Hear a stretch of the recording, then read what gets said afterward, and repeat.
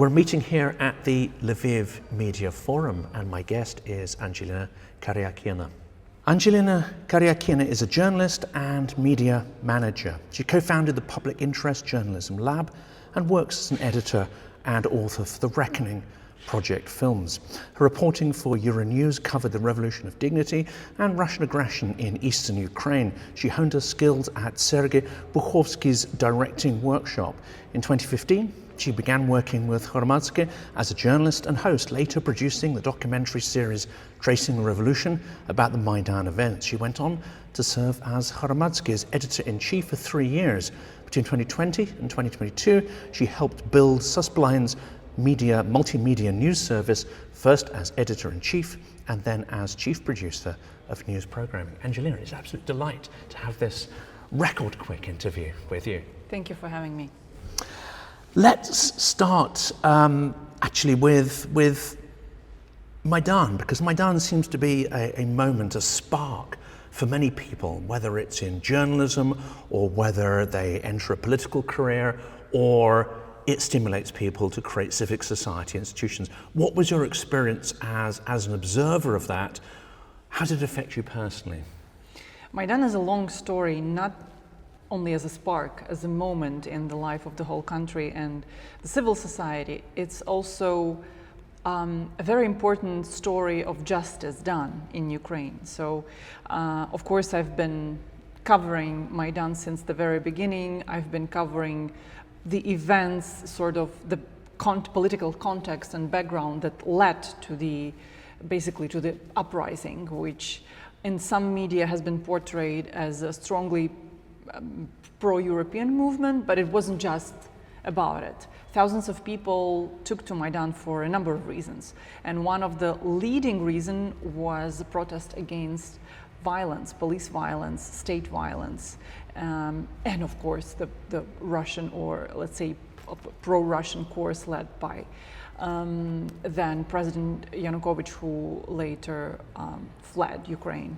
So I think one of the most tragic and one of the most important moments of Maidan revolution took place in February 2014, when 48 people were killed in the central square of Kyiv. And from that moment on, I started following the trial in this case. And it seemed like the whole nation was following and asking the question, who killed these young people who had no weapons, who had nothing on their mind, nothing bad on their mind. The majority of them were trying to rescue other people who were fired at by the police forces on Institutska Square. And it led me to many, many interesting thoughts and revelations in this case, but probably to cut the story short, because it took almost 10 years for this trial to happen, we were able to conduct justice during most tumultuous time in our history. It wasn't only for COVID, it wasn't only for political storms that Ukraine went through from that time. It's also the Russian full-scale invasion. For a couple of months, I lost this trial thinking probably it's, on hold because, the country is at war and lots of people, including in the judicial system, went to fight on the front line. But in October 2023, the judges ruled the decision, and basically it's a decision that explains why Maidan took place, what was essential in that movement, and who is to blame in all the killings. I think as a Ukrainian citizen, as a journalist, as a representative of civil society, I'm extremely proud of this decision, not because we finally have a historical ruling in which we have answers to the majority of questions, but also because a small district court in Kyiv was able to do their job. And Ukrainian judicial system is blamed to be corrupt and slow, I have to say for a reason, even with all the reforms. But still, we were able to prove the whole world that we are capable of ruling in a massively, complicated political case, no matter what was happening around it. and we should be proud of it. It means that we are capable, we are a capable state. And I mean, that very much puts to bed, I think, the argument that Maidan was in some way a coup. We know that Russian propaganda makes a huge amount of traction out of that. And it leads me to a question that because there is so much sort of propaganda, so much disinformation, whether people believe it organically or whether they're spreading it through maliciousness, doesn't it question the idea of conducting journalism in the absence of values? Is that no longer possible? Does journalism almost have to adopt some of the features and characteristics and mindset of activists now? No, absolutely not. I think the example of many Ukrainian journalists working in Ukrainian independent media, working also with the foreign media, respectable foreign media, with very strict editorial rules, proves that it's not about taking sides. It's about staying sane in the world of post-truth, disinformation, and propaganda. I'm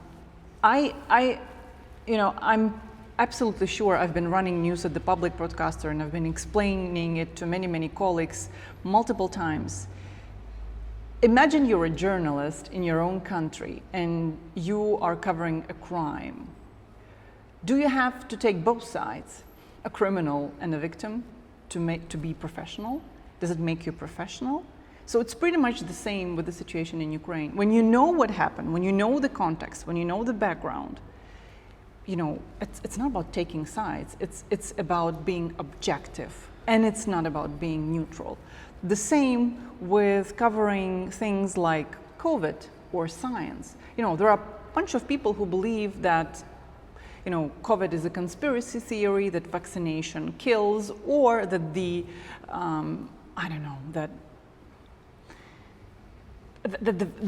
vaccines are spreading chips or inserting chips in our bodies. And there's a lot of people who believe so. So in order to be objective, do you have to give same airtime to both people who do not believe in science and medicine and those who believe? Does it make you professional? I don't think that respectable Western media do that. So why? The BBC does, though. That's at the core of the BBC's journalistic framework. No, they do not. And they developed and they changed a lot in their editorial guidelines since Brexit, since COVID, and hopefully since the Russian full-scale invasion in Ukraine. I'm pretty sure that, in times of crisis, it is high time for the journalists to understand actually what is happening. And that's interesting, isn't it? Because I think one of the weaknesses I've certainly identified in the 3 years of this full-scale war is not necessarily that journalists have abandoned neutrality or are pretending there's some fictitious or illusion of neutrality, which of course is dangerous, but actually they don't come to the reporting with context. They come sort of tabula rasa, as if we're goldfish with no memory. That, however, does lead often to either shallow reporting, misinterpretations, questions which frankly are very shallow, a waste of everyone's time. And unfortunately this happens over and over. The lack of context leads to uninformed, sometimes actually really not just poor, but rather dangerous reporting, especially in the context of the full-scale war in Ukraine. Absolutely. I have a very bright example of this kind of reporting. Do you remember when the Kakhovka Dam was demolished? The majority of global media, or let's say lots of foreign media, reported that the Kakhovka Dam was demolished and that Ukraine blames Russia and Russia blames Ukraine, and that's it. I mean, from a blank point, it seems like true, right? Because Russia indeed blamed Ukraine and Ukraine indeed blamed Russia. But what makes it? Why does it make it a really bad reporting? Because there is context to it. There are several essential questions which had to be in those bylines. First, who is taking control of the Kakhovka Dam? Like, who is controlling this object? Secondly, is it legal? And then even with these two facts, it gives you, enough context to think and to take decisions. So I'm not saying that, you need to take sides, but just please be professional enough to give enough context. And it's interesting in that case, I followed that very closely. I was shocked and appalled that not only was the record not corrected when more evidence came out, but actually the media very quickly, and indeed the public very quickly, lost interest in what is one of the largest man-made catastrophes, or let's say extreme violence on nature as well as humans, to happen in many, many decades. How do you, as a journalist, when you're instructing journalistic teams, keep the public's attention? And I think obviously Ukrainians are going to be different because this is their backyard and they are going to be paying attention to it. But Western media, Western audiences can be extremely fickle, and they hear one story once, let's say hospital strike. The trouble is the second, the third, fourth time, it kind of loses impact, and indeed editors move on to the next thing. How is it possible to inject that kind of drama interest as well as being true to the facts? I think it's not only about moral questions like, would you care about a conflict somewhere quite far from your country? Because let's say there's a number of countries who are neighbors to Ukraine, and Ukraine coverage is a security issue for a number of Baltic states, Eastern European, Southern European countries. And this is why the audiences in these countries, they, to some extent maybe less, because it's been 3 years since full-scale invasion and 11 years of the war with Russia, and it's natural that the attention goes down. But at the same time, I think it's also up to us, reporters, journalists, and editors, to explain why this war, the biggest war in Europe since the Second World War, matters to global economy, matters to global justice, international justice, if there is some. Matters to a number of things, be it Africa, Latin America, Asia, and other things. Why, the way the new U.S. administration is treating Ukraine and the negotiations process matters for Taiwan, for China, for countries in Latin America and Africa. It takes effort. It's not an easy reporting, and I wouldn't say it's natural that many of us fail, but it's essentially a question of our own security, whether we are capable of explaining to our audience, why things happening in the world just essentially matter. And of course, for us, Ukrainian journalists, especially for those who are working with foreign media, different, and our organization, Public Interest Journalism Lab, we're working with global media. It's not only Western media, it's also media from Latin America, from Africa, from Asia Pacific area. It's important to make these stories relevant in many, many ways. To some audiences, there is a way to tell a story of human rights abuses and war crimes through similar crimes their societies have been through. And in some countries, it's not an obvious parallel, but for example, many people in Argentina would understand what it means to be electrocuted after the junta, and the trials on junta. And this is actually one of the reasons we decided to take a chance and file a case in the Court of Universal Jurisdiction in Argentina, exactly, on this case of torture through electrocution. This is one of the examples, but other stories and other cases could be relevant to many other countries, and we should take an effort and think what is relevant to different audiences. And the other project you're involved in, I know this is probably going to be sort of the last area to focus on, but the Reckoning Project, which is something I've been following for some time. Peter Pomerantsev as well, and his work, I know he's involved with that, is incredibly inspiring. But we tended to think, I remember the 90s, we tended to think of that as a period at the end of history. Universal values had triumphed, and it was just a case of, ironing out the problems and spreading democracy, and, we're all on the same page. We now find ourselves in a very different world where... Probably opposite. autocrats have a sense that they have impunity. Russia has reverted to, I would say, its historical behavior where it's had impunity for all the crimes it's committed in the 19th century, the 1930s, the 1940s, 50s, 60s. No Russian's ever been brought to justice. 90s in Chechnya, and the 90s wars, in Chechnya, of course. But Syria, no Russian has ever been brought to account for any of these crimes. How does that feel in Ukraine, especially as a journalist, and especially here at the Lviv Media Forum, which is, an organization trying to champion, I would say, this old world order of values? Do you really feel you're on the edge here, and a sense that this is a competing set of values against a very, very different worldview? In the framework of the Reckoning Project, I've been talking to many people, many survivors of the Russian war crimes in Syria and in Chechnya, and I've been thinking about this fact for so long, thinking over and over again that not only these people were stripped of justice, but also sometimes, in many cases, of a mere right to tell the truth.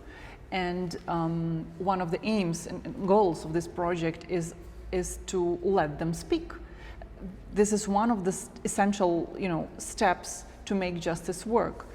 I don't like thinking about this in an existential way because it doesn't lead to any optimistic thoughts, frankly speaking. I think about it as a task. I know that if we do document, if we do let people speak, if we find the patterns, if we do our job, the day may come when this all will serve the justice. Plus, I also don't like the idea of thinking about justice as an act or as an event. Justice is a process in which, telling the truth, doing something which is, in the area of your control, filing cases, not thinking, whether there is just essentially a chance, that a tribunal in Hague will take Putin and Shoigu and everyone. Just do your job, do everything that you can, do everything that is, in your control, and then see. Because if it's not now, if it's not under Putin, not under Trump, but maybe in 5, 10, 20 years, I strongly believe that this day will come because these crimes are horrendous. They are just horrendous. And the Reckoning Project and the whole team of the documentators and researchers is proving it. It's not only separating children from their families, indoctrinating them, changing their life, their name, their nationality, but it's also extremely violent. Torturing, killing people. Some of these crimes are unimaginable. It's also just, I want to take a moment here for everybody who is listening us just to think about it. It's specifically targeting hospitals and maternity hospitals. It's something that we already see, according to the Physicians for Human Rights statistics and Ukrainian human rights organizations, healthcare organizations. It's over 1,800 attacks on the hospitals only, since 2022, and 80 of them maternity hospitals or wards. You would think that a hospital is a sacred place, where sick people come, where sick children come, but I think everybody remembers the picture of a Russian rocket hitting Hromadske, the main children's hospital in Ukraine. So there's basically no red lines in this war, and Russia has learned it through other wars and through impunity.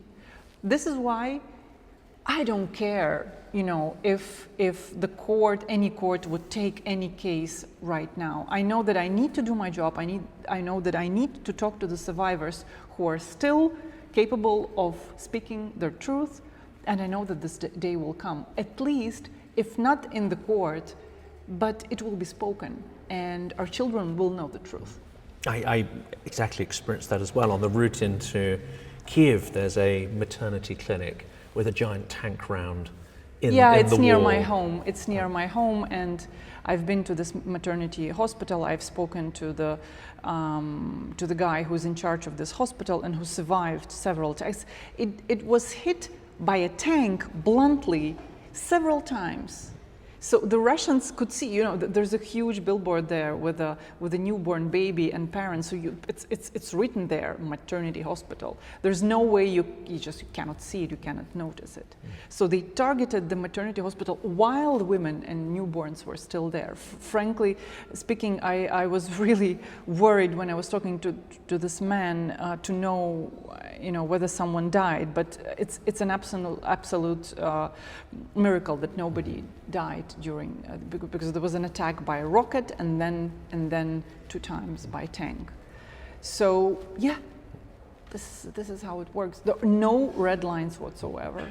It's horrific, and I really recommend people look into this, that they don't turn away and that they engage with these, because there is a genocidal character to this war. But may I also add something, Jonathan? I think, you know, we're looking at other conflicts in the world. We're looking at what is happening in Gaza and what is happening with the Gazan hospitals and universities and basically places, no places for people to hide at all, and no way for people to leave this place at all. And of course, it makes us all think about what is happening with this world. I mean, of course, you know, there's a long story and a long context to any conflict. But come on, I mean, it seems like everything that was created, you know, as an infrastructure for justice, for any kind of rules and red lines, has been absolutely demolished and neglected. And actually, I think there is no way for us but just also to act in solidarity and, you know, raise awareness and things that are taking place right now as we speak together. We cannot compare any war by, you know, saying where you have more victims, which victims, you know, are worth and which cases are. They're all just absolutely unbearable. They shouldn't take place, and we all need to think, what are we doing as civil societies, as journalists, just globally, so that the world basically doesn't care. That's why the work you do, Angelina, is so important, not just reporting the truth, but also inspiring people to get involved, to stick to their standards and their values when they are working to report the news, and in building these incredible projects and teams that expand that. We've run out of time. I'm so delighted to meet you here at the Lviv Media Forum, and I should record a little introduction there about that as well. Huge pleasure, and I hope you get a lot of value out of the next couple of days. Thank you so much. I'm really happy to give more information and more context. Thank you so much for having me.